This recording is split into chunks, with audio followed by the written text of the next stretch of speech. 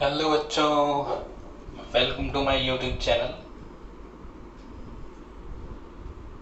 Physics फंडे।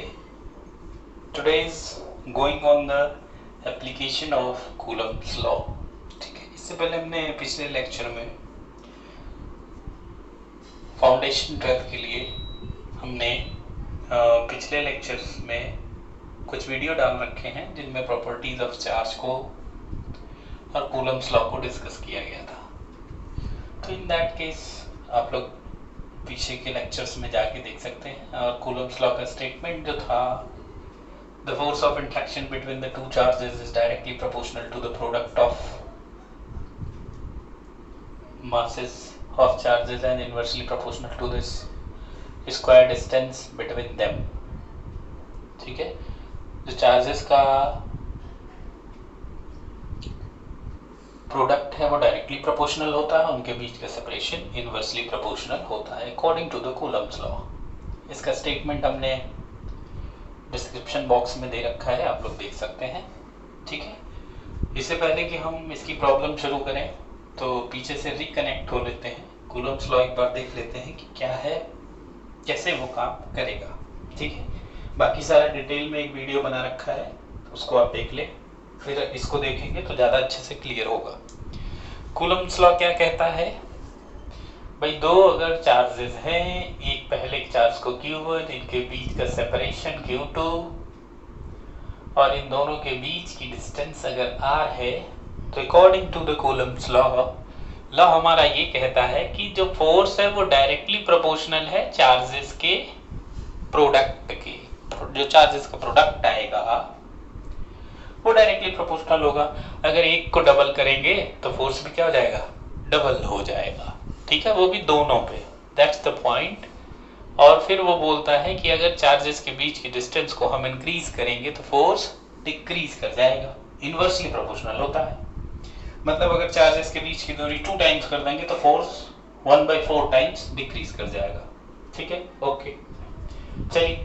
और आपको ये भी पता होगा, बचपन से पढ़ते आ रहे होंगे कि जब भी हम प्रोपोर्शनैलिटी को रिमूव करते हैं तो एक कांस्टेंट लगाते हैं। यहाँ पर ये कांस्टेंट हमारा k है, k q1 q2 by r square। This is the Coulomb's law and find the magnitude of electrostatic force between the two charges. ठीक है, क्लियर। अब अगर हम f के केस में बात कर, सॉरी, अगर हम k के केस में बात करें तो k की वैल्यू होती है 1/4 पाई एप्सिलॉन नॉट, और ये जो होता है इसका न्यूमेरिक वैल्यू होता है 9.0 × 10⁹ न्यूटन मीटर स्क्वायर पर कूलम स्क्वायर, ये यूनिट होता है इसका। ठीक है, इसी यूनिट को अगर हम उल्टा कर देंगे तो वो हमारा एप्सिलॉन नॉट का हो जाएगा। ये जो होता है इसको हम बोलते हैं एप्सिलॉन नॉट, और इसको बोला जाता है परमिटिविटी ऑफ फ्री स्पेस। ठीक है, और ये प्रॉपर्टी किसकी होती है, मीडियम की प्रॉपर्टी होती है। किसकी प्रॉपर्टी होती है, मीडियम। मतलब ये हमको मीडियम से रूबरू कराता है। आगे चल के हम लोग एक पूरा लेक्चर बढ़िया से ढंग से मीडियम को डिस्कस करेंगे। ठीक है, कि मीडियम क्या है, कैसे वर्क करेगा, इस पे क्वेश्चंस कैसे आते हैं, सारी चीज़ें हम लोग स्टेप बाय स्टेप करेंगे। अपने चैनल का एम है आपको टॉप टू बॉटम ले जाना, कोई उसमें डाउट कंफ्यूजन न रखें। तो ये बात समझ आ गई होगी, ये हमारा कूलम्ब्स लॉ था। अगर इस वैल्यू को इस k की जगह रख दें तो आपका फोर्स आ जाएगा 1/4 pi epsilon not q1 q2 by r square, जैसा कि बुक में आप देखते हैं। ठीक है, फोर्स फाइंड कर रहे हैं तो ऑब्वियस सी बात है जो इसका यूनिट आएगा वो न्यूटन होगा।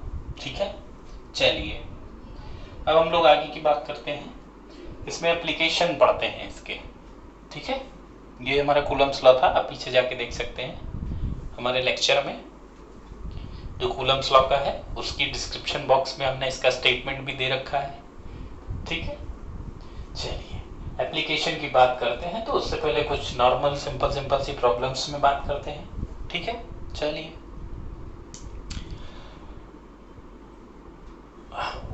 जैसे मान लीजिए क्वेश्चन हम लेते हैं सिंपल सा क्योंकि हमारे पास दो चार्जेस हैं, ये 2 कूलम का है, ये 4 कूलम का है, दोनों के बीच का सेपरेशन 1 मीटर है।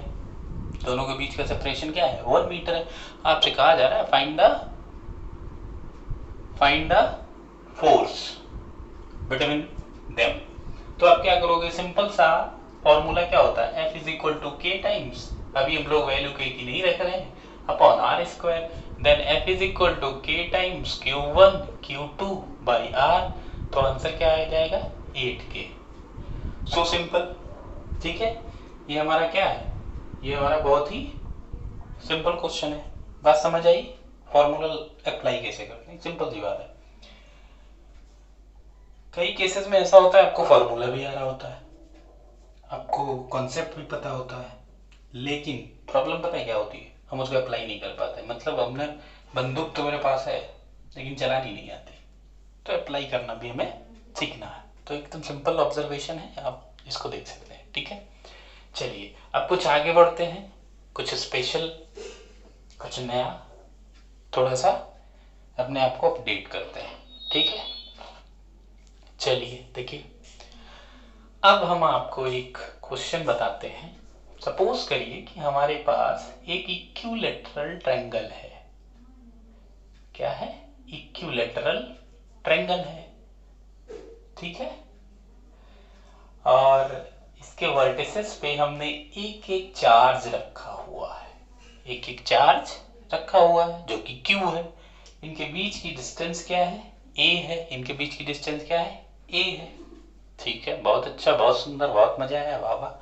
आपसे कहा जा रहा है find the net force on charge Q placed at 1। Suppose करिए ये 1 है, ये 2 है, ये 3 है। ठीक है, आपको नेट फोर्स कैलकुलेट करना है। कहां पर करना है? जहां 1 है, यानी 1 वाले प्लेस पर आपको नेट फोर्स इस चार्ज पर कैलकुलेट करना है। क्वेश्चन चाहे तो लिख ले, find the net force on charge Q placed at 1। ठीक है, चलिए आपको ये क्वेश्चन करने के लिए एक सिंपल सी बात याद रखनी है। फोर्स क्या है? डेफिनेशन नहीं पूछ रहा हूं, फोर्स क्या है? वेक्टर क्वांटिटी है। और जब क्वांटिटी वेक्टर होती है तो उसको हम कैसे ऐड करते हैं? वेक्टोरली। एल्जेब्रिक या मैथमेटिकल ढंग से वो ऐड नहीं होती है। That's the important point about this type of questions, कि फोर्स वेक्टर है। चाहे हम फोर्स की बात करें, चाहे इलेक्ट्रिक फील्ड की बात करें, या जो भी वेक्टर क्वांटिटीज हैं, बस बच्चों को प्रॉब्लम यही आती है कि वो क्या करते हैं, वो ये भूल जाते हैं कि फोर्स जो है वो नॉर्मल ऐड नहीं होगा, वो वेक्टर सम से ही ऐड कर सकते हैं। ठीक है, चलिए तो एक बात ध्यान रखनी है, फोर्स क्या है? वेक्टर है। तो भी ऐड भी कैसे होगा? वेक्टर से ही ऐड होगा। ठीक है, फर्स्ट ईयर में आप लोगों ने देखा था कि वेक्टर सम जब हम करते हैं तो हम वेक्टर सम करने के लिए क्या यूज करते हैं? एक फॉर्मूला था, root of P square Q square plus 2pq cos theta use करते हैं। ये वेक्टर का मैग्नीट्यूड निकालने, दो वेक्टर ऐड हो रहे हैं तो उनके बीच का मैग्नीट्यूड अगर आपको पता करना है तो आप P square Q square plus 2pq cos theta apply कर देते हैं। वही यहाँ कुछ हमको करना है। मैं आपको कुछ भी ऐसा नहीं पढ़ा रहा हूँ जिसमें आपको पेन्स लेना हो, बस अब बेसिक चीजें आपको पता रखनी है, सिंपल सी, नॉर्मल, बेसिक बेसिक सी, कोई हाई फाई पढ़ाई नहीं करनी है। ठीक है, चलिए तो अगर हम ये किस पे निकालना है? 1 वाले चार्ज पर हमको नेट फोर्स कैलकुलेट करना है। ठीक है, तो अगर इस पे हम नेट फोर्स कैलकुलेट करें तो सबसे पहले तो ये देखें टोटल चार्ज कितने हैं? 3। सारे कैसे हैं? लाइक, मतलब सेम नेचर के हैं। ये भी क्यू, ये भी क्यू और ये भी क्यू, इनके बीच का सेपरेशन A। ठीक, तो इस वाले पे नेट फोर्स कैलकुलेट करना है। तो इसका मतलब इस पे कितने फोर्स लग रहे हैं? 2, एक इसका और एक इसका। जब नेचर सेम है तो सारे क्या करेंगे? दुश्मनी निभाएंगे। तो उस केस में ये वाला किधर फोर्स लगाएगा? इधर लगाएगा। तो ये Q3 है तो मान लेते हैं ये वाला फोर्स F3 है, और ये Q2 किधर लगाएगा? Along this direction. तो हम क्या करेंगे? अलोंग दिस डायरेक्शन लिख लेंगे F2। ठीक है, अब दोनों का मैग्नीट्यूड अगर हम कैलकुलेट करें तो F3 is equal to K times Q1, Q है, Q2 भी Q है तो ये Q स्क्वायर हो जाएगा, R की जगह A। सिमिलरली अगर हम F2 कैलकुलेट करेंगे तो वो भी इतना ही आएगा because of charges are equal. Clear? अब देखिए भाई, इसकी डायरेक्शन ये हो गई, इसकी डायरेक्शन ये हो गई, दोनों फोर्स का मैग्नीट्यूड सेम है। जब मैग्नीट्यूड सेम होगा तो इनके बीच का डायरेक्शन क्या आएगा? दोनों के बीच से। तो ये तो हो गई डायरेक्शन, थोड़ी सी अकल लगा ली। इसी को हम बोलेंगे एफ नेट। इसको हम क्या बोलेंगे? F net. ठीक है, अब एफ नेट निकालेंगे तो अब वही वेक्टरली सम का फॉर्मूला लगाएंगे। तो k q square by a square plus k q square by a square plus 2 k square q to the power 4 upon A to the power 4। ठीक है, और cos 60 की वैल्यू कितनी होती है? 1/2। तो 2 से 2 ये कैंसिल हो गया। तो एफ नेट अगर यहां से हम कैलकुलेट करेंगे तो क्या आ जाएगा? K square q to the power 4। तो ये हो जाएगा k square q to the power 4 by a to the power 4 plus k square q to the power 4 by a to the power 4 plus k square q to the power 4 by a to the power 4, वो भी root में। ठीक, अब यहां देखिए, ये square root है, square root में हर एक पेयर पे एक बाहर आता है, मतलब 2 पे एक बाहर आएगा। ये तो 2 ही है तो के बाहर आ गया, इधर 4 है तो 2 बाहर आ जाएगा, नीचे भी 4 है तो 2 बाहर आ जाएगा। 1 + 1 + 1 कितना आ गया? √3। This is the required answer. अब इसमें क्या था? सो सिंपल, इसमें कोई अकल लगाने की जरूरत नहीं है। सिंपल सा वेक्टर सम है, इसमें कोई स्पेशल चीज नहीं है। ठीक है, बात समझ आ गई? चलिए नेक्स्ट, इसको हम क्या करते हैं, थोड़ा और आगे चलते हैं, कुछ नया और करते हैं। ठीक है, थोड़े वेक्टर की 1-2 और प्रॉब्लम करते हैं जिससे वेक्टर आपको अच्छे से क्लियर हो जाए। तो नेक्स्ट केसेस में खुद से भी ट्राई करिए। नेक्स्ट केस में क्या है कि हमारे पास 4 चार्जेस हैं।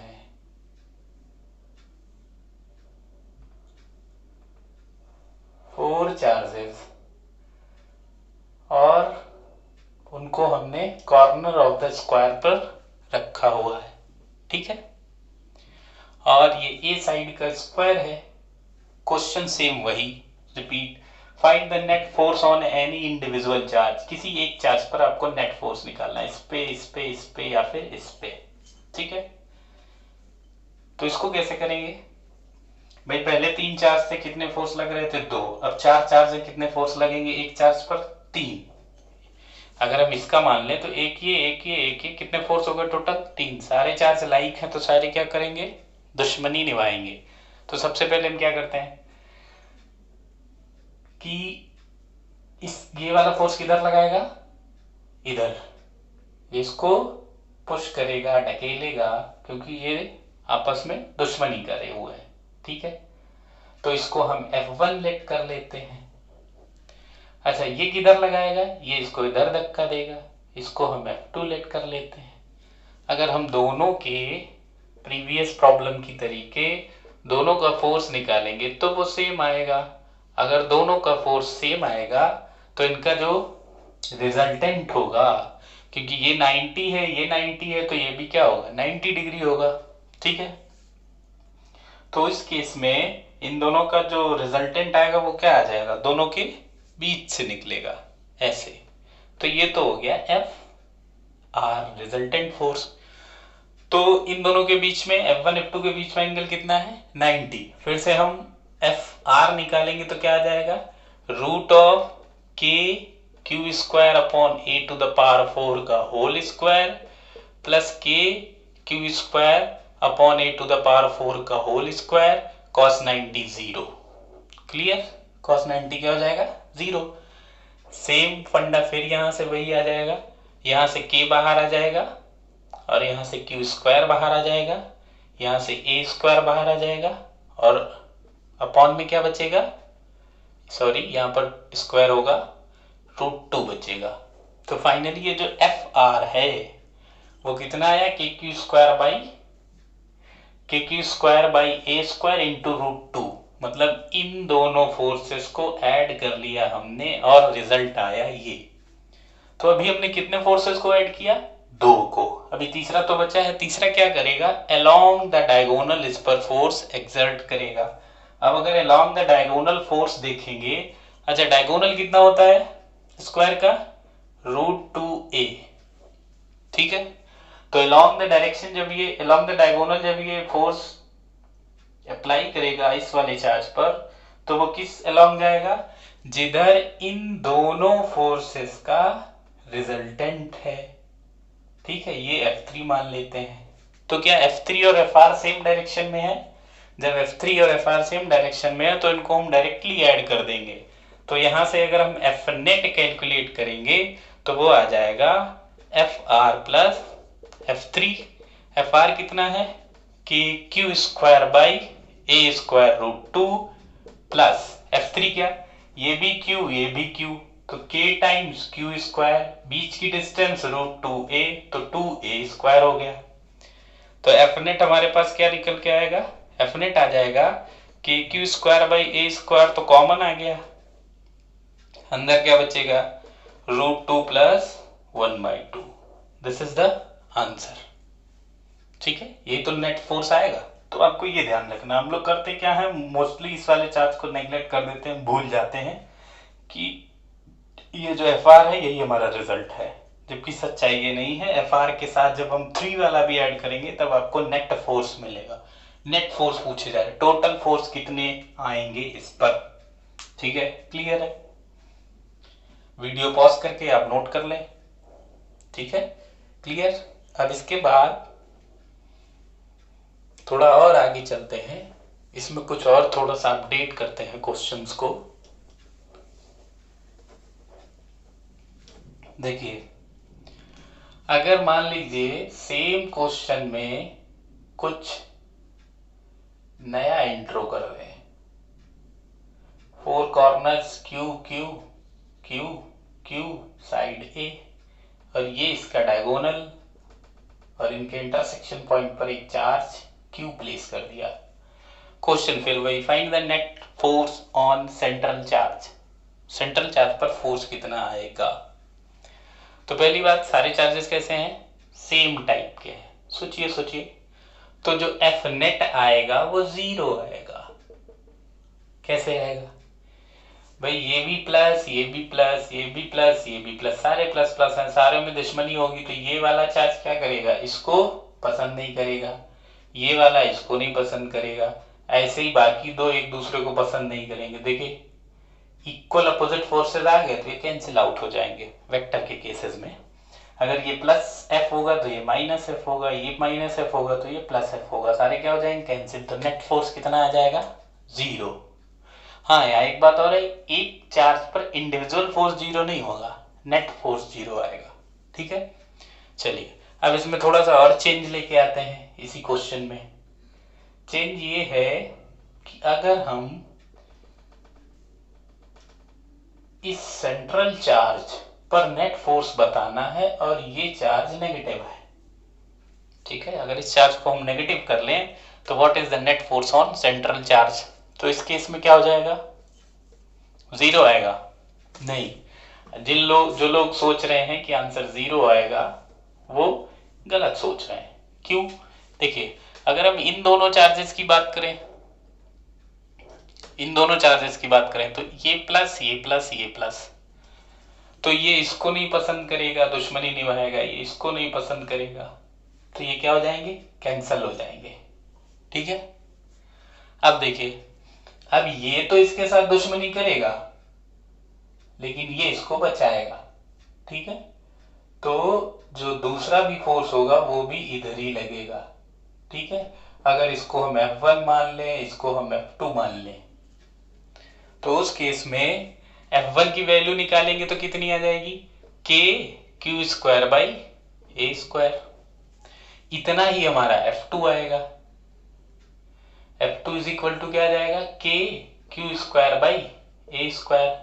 अब बात करते हैं इस A स्क्वायर की, क्योंकि हमारा चार्ज कहाँ है? सेंट्रल पॉइंट पे है, तो ऑब्वियस सी बात, ये वाली डिस्टेंस जो है, ये वाली और ये वाली, इनकी वैल्यूज को हम पुट अप करेंगे। तो अगर ये वाली पूरा डायगोनल a√2 है, तो हाफ डायगोनल क्या हो जाएगा, पूरा डायगोनल 2√a है, तो हाफ डायगोनल कितना हो जाएगा, /2। मतलब ये जो है, ये वैल्यू हो जाएगी a/√2 का होल स्क्वायर, और ये भी वैल्यू हो जाएगी a/√2 का होल स्क्वायर। ठीक है, ये वाली जो डिस्टेंस है ये a/√2 है। ठीक, हाफ ऑफ द डायगोनल। तो उस केस में अगर हम देखें तो f1 is equal to kq² 2 times by a square, comma f2 is equal to 2 times kq² by a square. अब देखिए, इसकी वजह से फोर्स इधर और इसकी वजह से भी फोर्स इधर। ठीक, दोनों सेम डायरेक्शनल फोर्स है, तो इनको हम डायरेक्ट ऐड कर देंगे। क्या, बिल्कुल कर देंगे। तो ये जाएगा 2kq² by a square plus 2kq² by a square. The net force on central charge is 4kq² by a square. This is the required answer. चलिए, इसके बाद आप लोग खुद से करें। अगर ये वाला चार्ज भी नेगेटिव कर दें, ये वाला चार्ज भी हम क्या कर दें, नेगेटिव कर दें, 2 नेगेटिव हो गए, 2 पॉजिटिव हो गए, फोर्स कितना आएगा। वही सेम क्वेश्चन सेंट्रल चार्ज पे। ठीक है, तो ये आप फिर से ट्राई करें अपने आप से। ठीक, ये भी नेगेटिव है, ये भी नेगेटिव, पहले एक था, अब 2 नेगेटिव हो गए, 2 पॉजिटिव 2 नेगेटिव।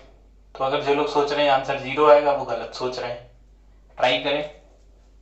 ठीक है, चलिए अब हम लोग जो है क्या करेंगे, इसके बाद देखते हैं। चलिए ट्राई करिए। अब अगर हम इसकी बात करें कि अगर ये दोनों चार्ज नेगेटिव हो जाए, तो अभी इस वाले चार्ज के लिए, ये पीछे भी जस्ट अभी बताया है, इस वाले चार्ज के लिए फोर्स कितना आया था, एफ नेट कितना आया था, 4kq² by a square. Clear. ठीक है, अच्छा, क्या इतना ही फोर्स इस पे आएगा? हाँ भाई देखो, ये वाला जो है, इसको ये इधर फोर्स लगाएगा और ये वाला इसको हाथ मिलाएगा, तो दोनों सेम डायरेक्शनल हो गए। ये वाला इसको दूर करेगा क्योंकि पॉजिटिव पॉजिटिव है, दुश्मनी हो जाएगी, और ये वाला इससे दोस्ती करेगा, हाथ मिलाएगा, तो दोनों सेम डायरेक्शनल हो गए। ये भी क्यू, ये भी क्यू, तो जितना फोर्स इधर है उतना ही फोर्स इधर आएगा। ठीक है, अब चूंकि आपको पता होगा, बेसिक चीजें हैं मैथ्स की, आपने छोटे क्लासेस में सीखी होंगी कि अब ये दोनों डायगोनल एक दूसरे को इंटरसेक्ट करते हैं तो एंगल कितना आता है, 90। ठीक है, तो इन दोनों का रिजल्टेंट कहां जाएगा, इन दोनों के बीच से, एफ नेट दोनों के बीच से। तो ये दोनों फोर्स इक्वल हो गए, जो 90 आएगा, तो आप इजीली इसको कैलकुलेट कर सकते हैं फॉर्मूले से, p²q² plus 2pq cos theta. इन दोनों के बीच का एंगल कितना है, 90। 90 की वैल्यू 0, तो अंडर रूट क्या आ जाएगा, f1² प्लस f2²। कैलकुलेट करने इजिली आंसर आपको मिल जाएगा। ठीक है।